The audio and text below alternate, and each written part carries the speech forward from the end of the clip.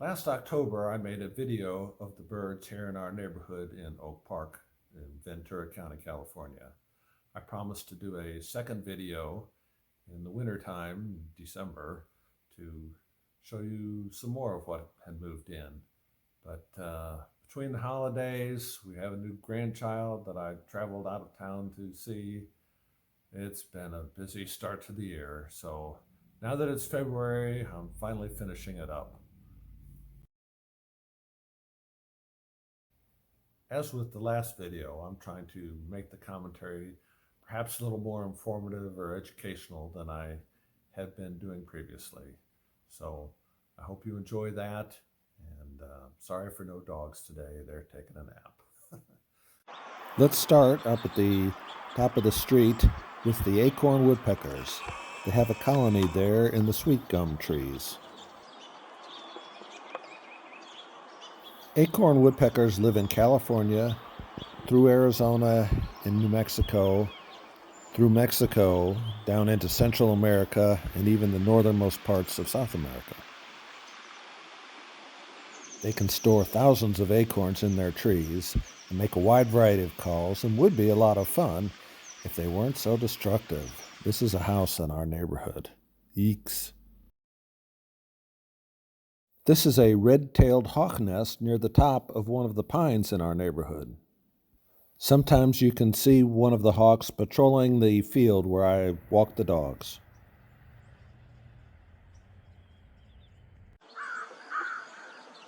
Mockingbirds aren't as common here in California as they were when I lived in Alabama, but I still see them in a variety of habitats, both here in the neighborhood and at the beach, in the desert. I see them.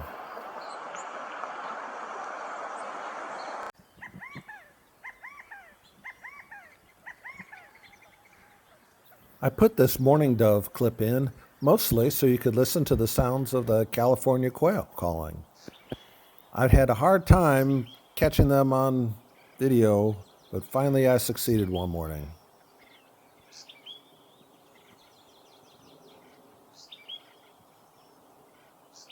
When I do spot the quail, it is often in large coveys, often as many as 30 or more.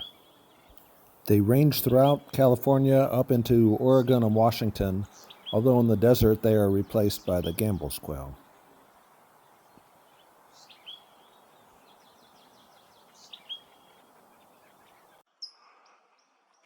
The California towhee is a common bird in the area where we live. It ranges from the southern portion of Oregon down through California, mostly along the coastal and central valley areas, into the Baja Peninsula of Mexico. This bird resembles a large plain brown sparrow. Perhaps the best field mark is a rusty vent under its tail. They are generally found close to the ground, often searching for food in the leaf litter. A slightly less common but more widespread bird is the spotted towhee, which lives throughout the western U.S.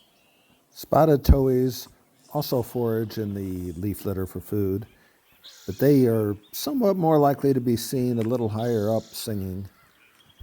They have a black head and back, the back being covered with spots which give the bird its name. The female, the head and back, are dark brown, and the sides of both are rusty with a white belly. The Say's phoebe is a pretty western bird that behaves very much like our black phoebe that is more common here in California. This flycatcher ranges throughout the western U.S. on up into Alaska. In our area near the coast, we really only see them during the winter. Bush tits are fun little gray birds. They travel in loose flocks, up to 30 birds perhaps. I usually see about 10 to 20 at a time. Bush tits inhabit the area west of the Great Plains. I usually see more in the winter than in the summer, although they're here year-round.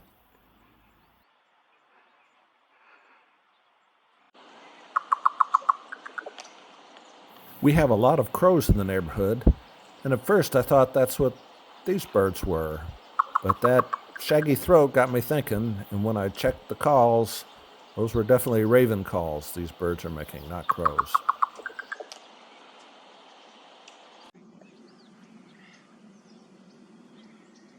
I feel like I should know these better than I do. It's surprising how often I have to check an app or a field guide.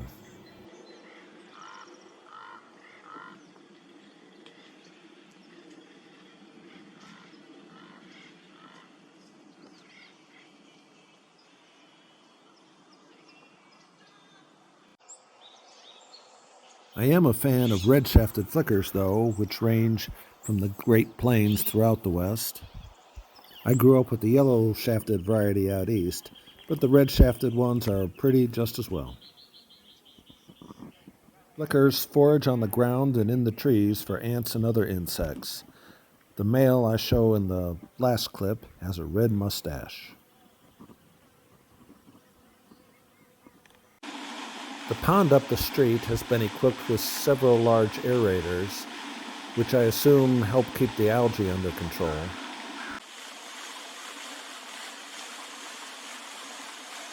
We used to get a number of duck species besides these mallards in the winter, particularly widgeons, hooded mergansers, and ring-necked ducks, but now only a couple mallards live here.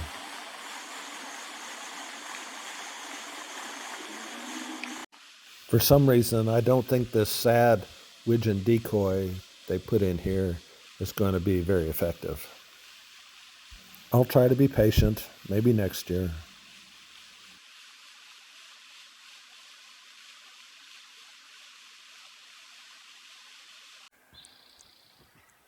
The poor visibility makes it hard to tell, but these red-shouldered hawks that live here in California are much more colorful than the ones I grew up with out east. They are also very vocal, as you can tell from the last clip in this series. This red-shouldered hawk is showing a little better than the one I found on the cloudy day. These hawks are about 10% shorter than a red-tailed and about 30 to 40% lighter, but they still seem to coexist just fine in our area.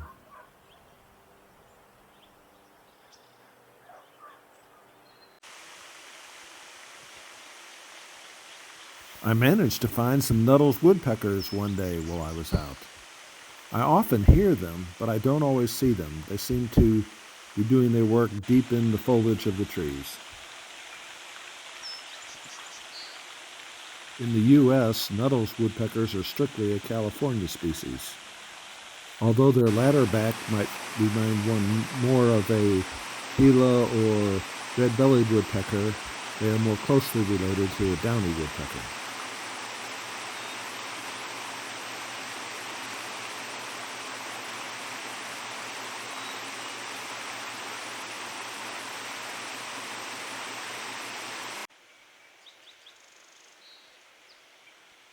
Song sparrows are a favorite of mine, one of the birds I remember from growing up out east. Theirs was one of the first songs I really learned. Song sparrows breed over much of the U.S. One good way to recognize them is the dark spot in the middle of their streaky chest.